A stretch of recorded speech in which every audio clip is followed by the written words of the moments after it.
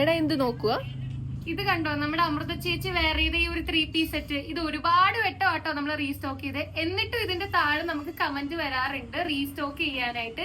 കാരണം അത്ര budget by ആയിട്ടുള്ള ഒരു അഫോർഡബിൾ 3 പീസ് ഫുള്ളി സ്റ്റിച്ച്ഡ് ആയിട്ടുള്ള സെറ്റ് ആട്ടോ.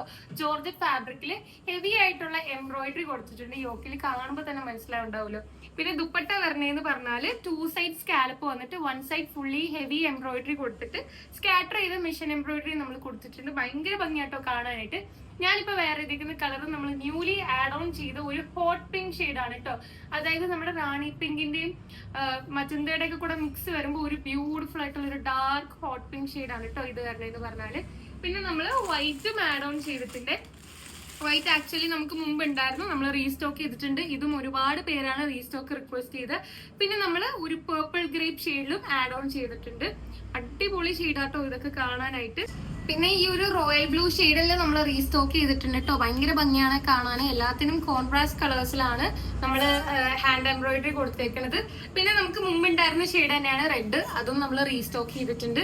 നല്ല രസാട്ടോ കാണാനായിട്ട്. പാന്റ് ആയാലും സ്റ്റിച്ച്ഡ് ആണ് വരുന്നത് ഷാൻടോൺ ഫാബ്രിക്കില്. ദുപ്പട്ടയും ടോപ്പുമാണ് ജോർജറ്റ് വരുന്നത്. ടോപ്പിന് ലൈനിങ് ഇൻക്ലൂഡ് ചെയ്താണ് നമ്മൾ സ്റ്റിച്ച് ചെയ്തേക്കുന്നത്. ഈ ഒരു പ്രൈസിന് മസ്റ്റ് ബൈ ആയിട്ടുള്ള ഒരു ഐറ്റം ആണ്.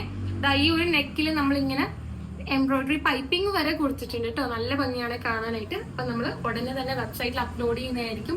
ടൈം നമ്മൾ സ്ക്രീനിൽ എഴുതി കൊടുക്കാം. അപ്പൊ എല്ലാവരും വെയിറ്റ് ചെയ്തിരുന്ന് പെട്ടെന്ന് തന്നെ ഓർഡർ പ്ലേസ് ചെയ്യാം. Thank you.